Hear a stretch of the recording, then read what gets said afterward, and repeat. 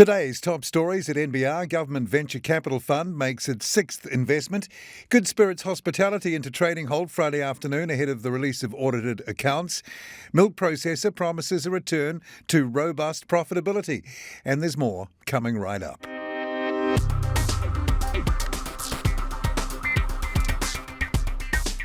Kia ora and welcome to NBR Today, a wrap of the day's top business stories from the authority in New Zealand business news since 1970. NBR.co.nz. It's Monday, September 27th. I'm Paul Brennan. Thanks again for joining us.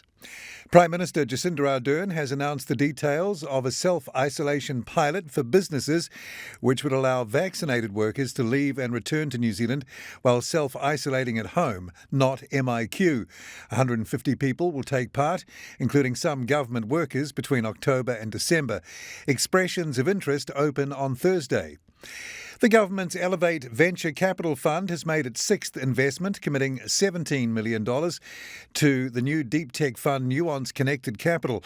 Nuance is an Auckland and Tauranga-based first-time venture capital manager that has so far raised $55 million, including the government contribution. It went live in May and has already made 4 investments, including in light-based testing and measurement solutions enterprise Quantify Photonics, alongside veteran investor Punukaiki Fund. Elevate is a $300 million fund of funds that looks to fill the capital gap for high-growth Kiwi businesses by helping to develop New Zealand's venture sector. Nuance was set up by general partners Nio Merrick and Adrian Gurr and specialises in deep tech. The sale of iconic Auckland-based coffee company AllPress Espresso to Japanese drinks giant Asahi Beverages has netted its founder more than $100 million, a liquidators report shows. The acquisition would see Michael AllPress remain an ambassador for the brand and the business, which has expanded into Australia, Japan, Singapore and the UK, and now employs more than 240 people. The first liquidators report for AllPress Espresso Holdings, released last week, showed shareholders Jane and Michael AllPress are in line for a distribution of more than $100 million.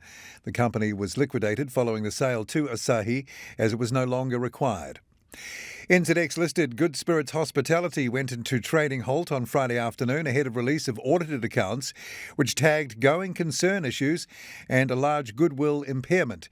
A $5.6 million goodwill impairment was included in the accounts over the fate of its O'Hagan's Bar lease.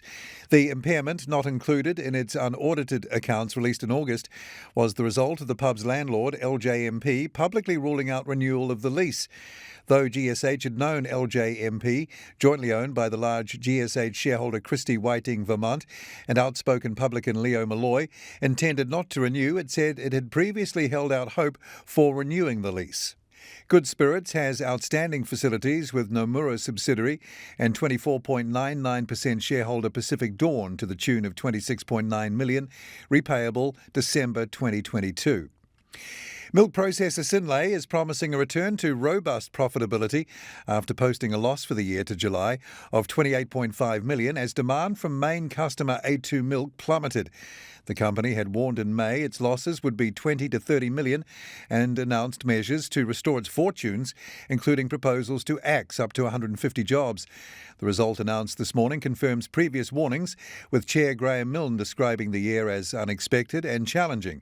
Milne will be replaced as chair by acting CEO and co-founder John Penno at the annual meeting, but remain on as a board advisor for 1 year.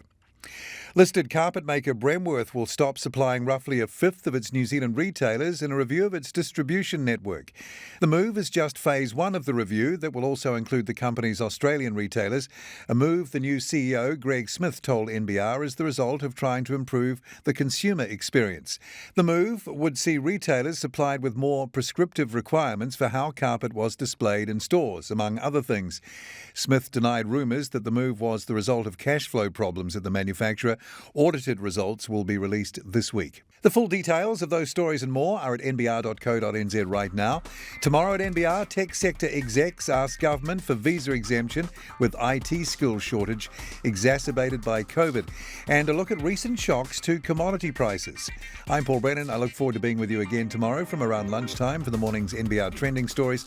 Then same time, same place, right here from 5:30 again tomorrow for another NBR Today.